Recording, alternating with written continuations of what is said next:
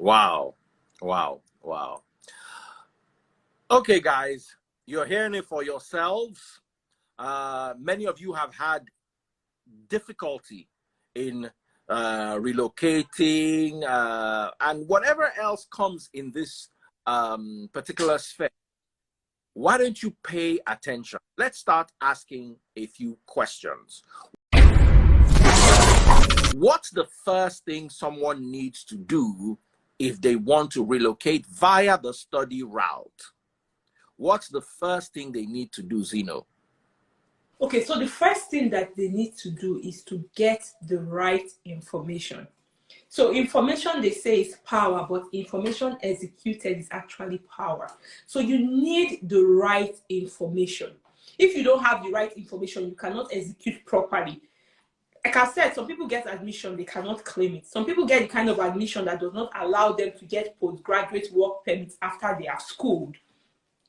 Some people get admission and the postgraduate work permits they get is very short time postgraduate work permit doesn't allow them to stay back legally in the country.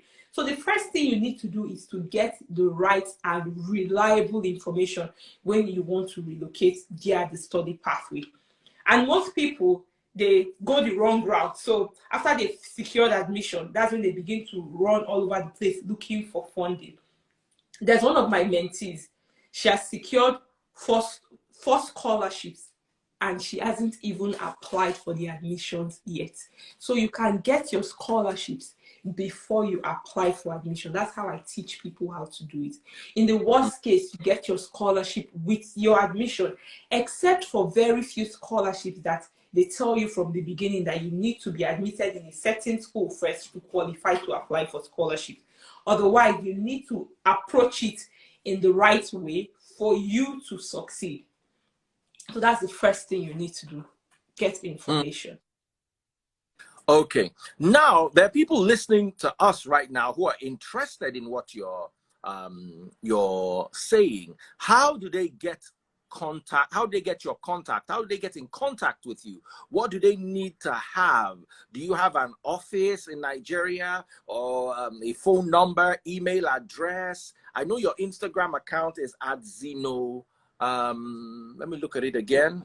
Zeno Ojogbo. That's your Yeah. email address. Now, what else do they need aside email address? Okay, so because of all of this, right, really, I cannot give all of this information in this short time that we have here. Because again, there is information overload. It's overwhelming for a lot of people. So I put together a free training that people can quickly watch to get started on this journey. The training is, the link to the training is in my bio. That's the only link in my bio to take you directly to the free training. So you can click the link in my bio now to watch the free training, and all the details and all the information is you'll find there. We have like a YouTube channel. I post videos on YouTube as well. You can follow me on Instagram at Zeno Ojogbo. My email address is there. My DM is always open. You don't need to take permission from me to send me a DM. And you will get a response within 2 hours if you send me a DM. So you can send me a DM at any time with any questions that you have, and I'll be happy to answer you and to provide you with directions. Then you can follow me and send me messages on Facebook too at Zeno Ojogbo. So it depends on what platform that you are familiar with using. You can reach me on any of the social media handles. So maybe Okay. I want to ask you a question. I remember a colleague of mine calling me up one day asking me for something ridiculous. She said, Daddy Freeze, can you please pay 20 million naira into my account? I will not spend the money. It will just be there in my account. I will lock the account until I travel for 3 months. I was like, what the? First of all, 20 million naira is land money. In some parts of Nigeria, is house money.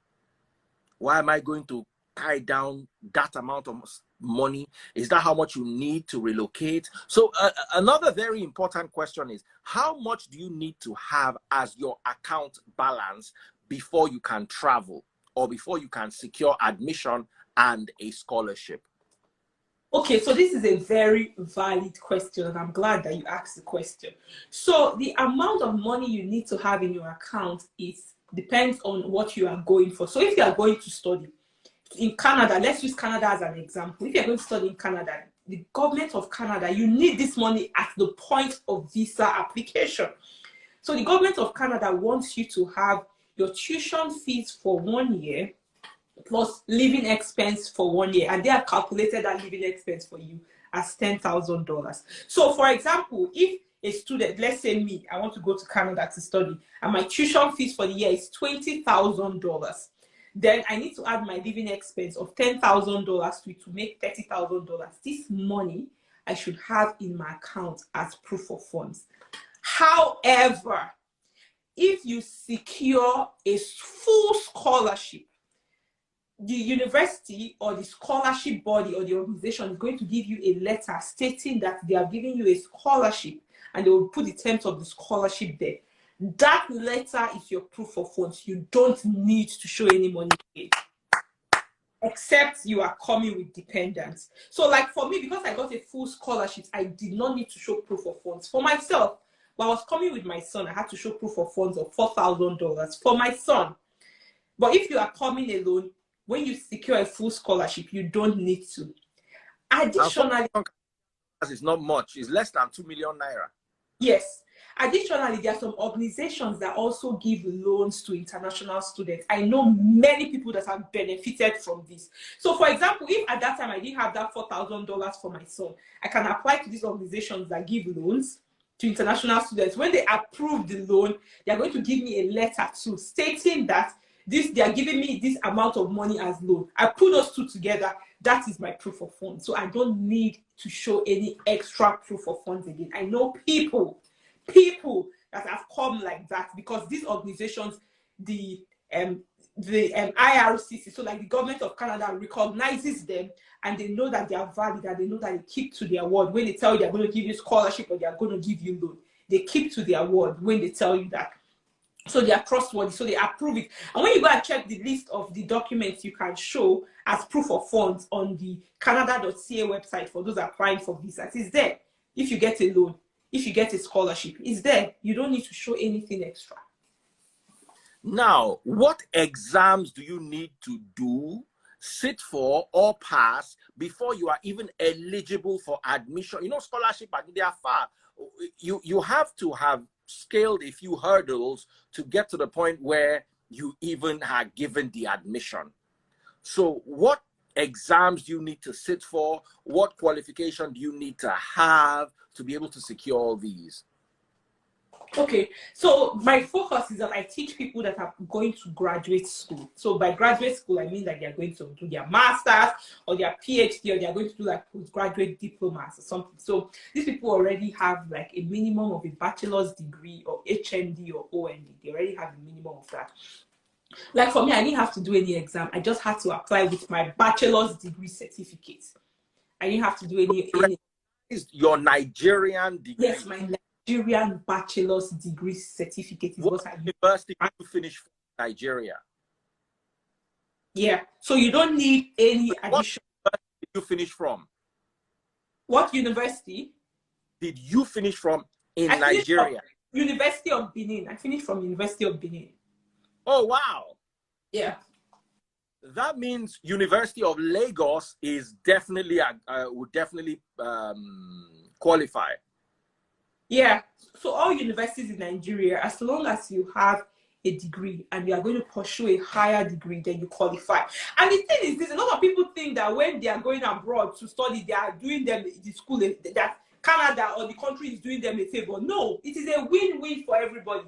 Like for me now, I work in the university as a researcher in the university. I'm publishing papers for the university. I'm producing results for the university. I'm attending conferences. And when I attend these conferences, I put my university name there. So at the end of the day, everybody is a win-win for everybody. So they benefit from me, I benefit from them. So this relationship is a balanced relationship. So nobody is doing anybody a favor here. And the universities cannot actually run without graduate students. And that is why they hire them. So most of these universities, they have like graduate assistantship position or teaching assistantship position. these graduate students support the learning of undergraduate students as well. So sometimes I take up position as a teaching assistant where I support professors in their classes for undergraduates, and I get paid additionally for that. The universities cannot run without filling all of these positions. So they need you as much as you need them. So when you are applying to this school, you not apply as if you are begging them because they are doing you a favor. You project your value and you present what you have to offer them when you are putting in your application, because you are not begging. Nobody's doing anybody a favor here. Everybody benefits from this relationship. That's how you, yeah. Now, we hear a lot of rumors here in this part of the world. Oh, for you to, you can't do anything with law, because if you study law, you are limited to Nigeria. And there are so many courses like that.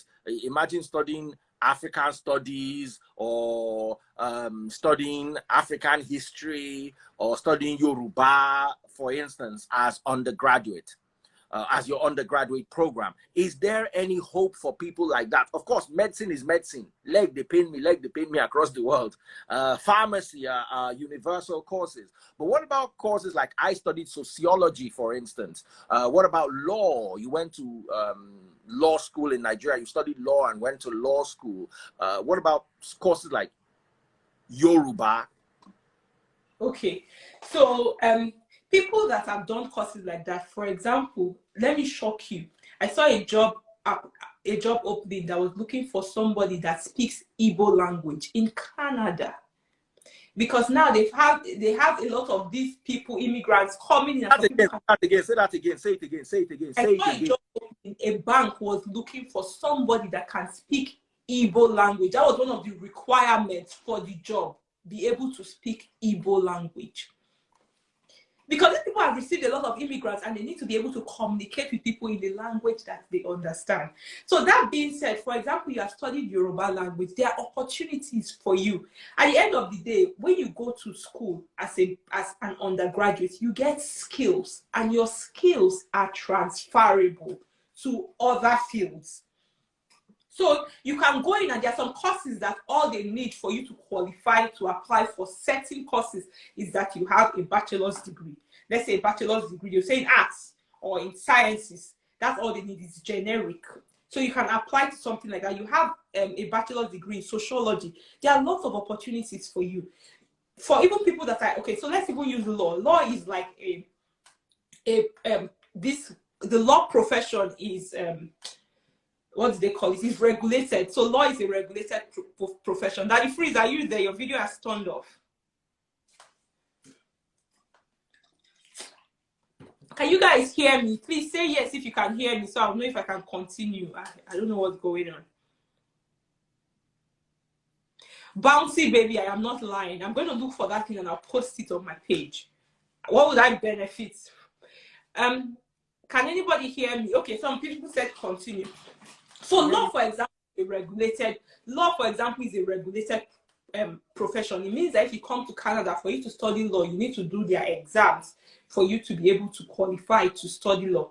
However, you can come to Canada to do a master's degree in law or a PhD in law using your Nigerian bachelor's degree to get in, and you can get that with full scholarship. So what many people have done... Sorry, Zino. I have a daughter. I have children in Nigerian universities. I want to call them so they can hear all these things. Amarachi! No. They need to hear these things.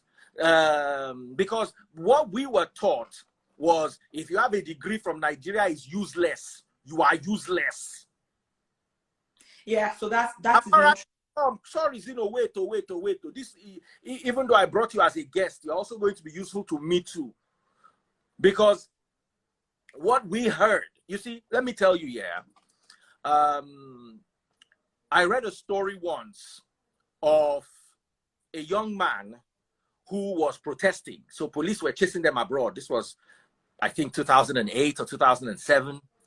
And they were running and police were chasing them. And one guy wore a T-shirt in front of him with the word Bitcoin on it.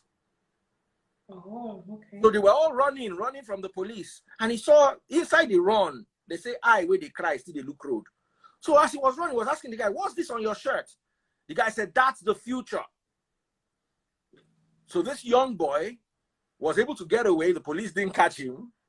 Went home and started researching on Bitcoin. He became one of the youngest Bitcoin millionaires. Yeah. Access to information.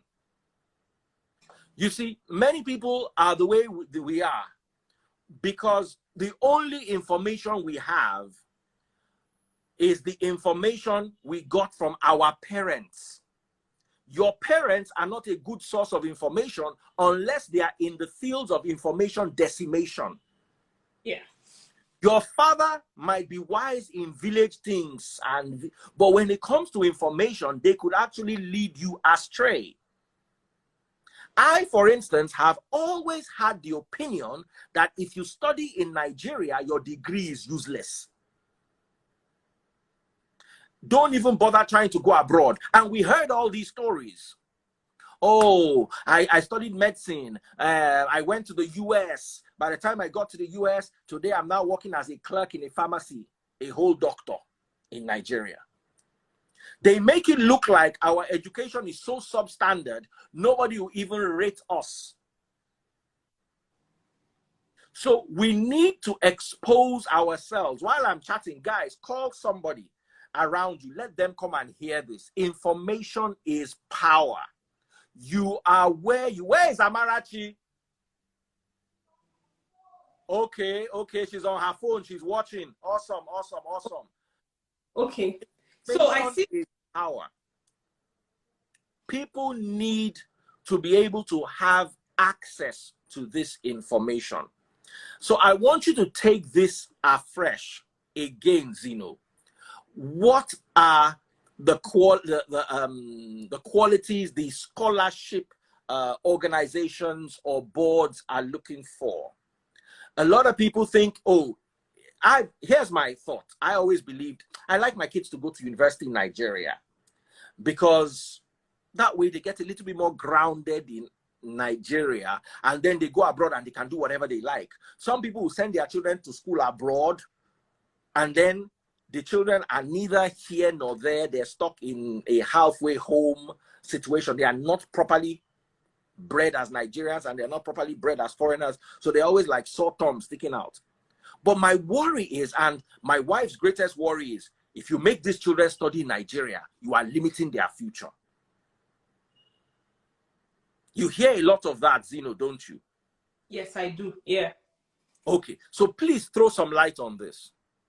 Okay, so your Nigerian degree is not useless. In fact, most Nigerians that have come abroad and that are serious with whatever it is that they are doing, they succeed so well here.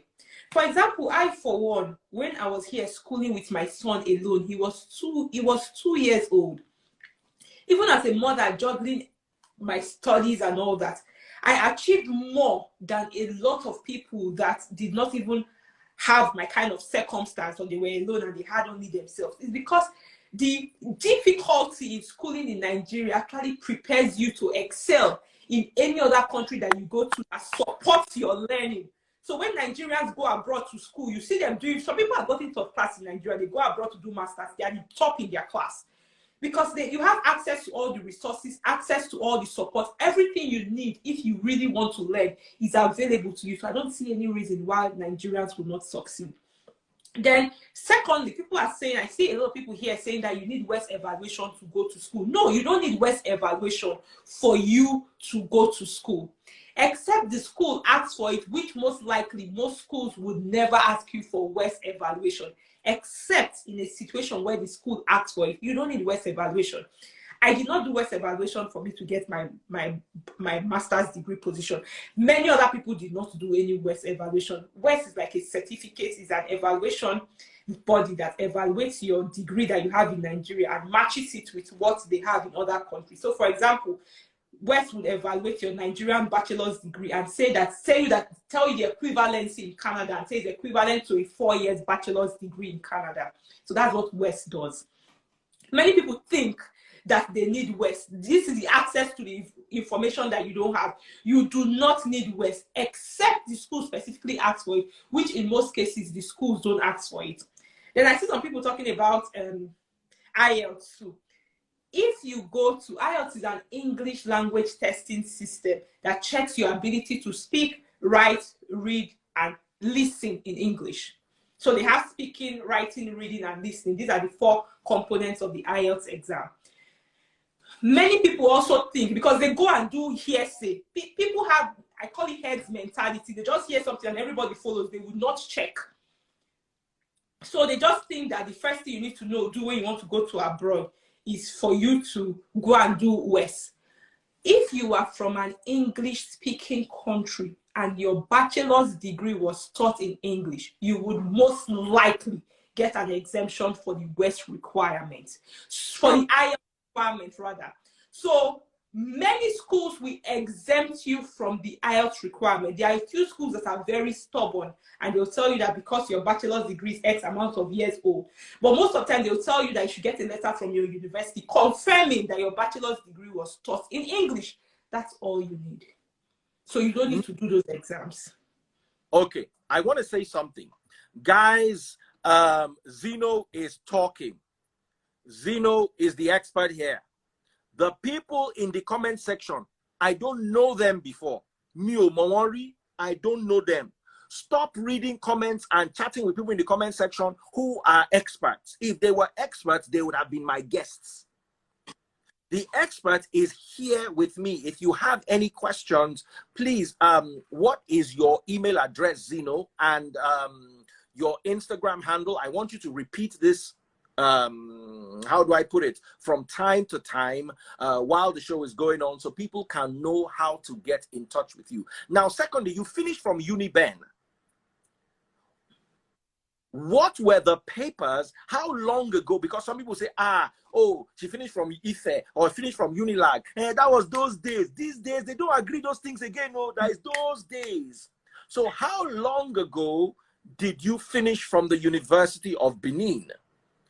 How long ago did you get your scholarship? And how valid was your degree? I want you to make it personal. It's always better, like, I'm wearing this blue shirt. I can tell you how much I bought it. I can tell you the shop I bought it from, where the shop is located, in what country, because it is my shirt.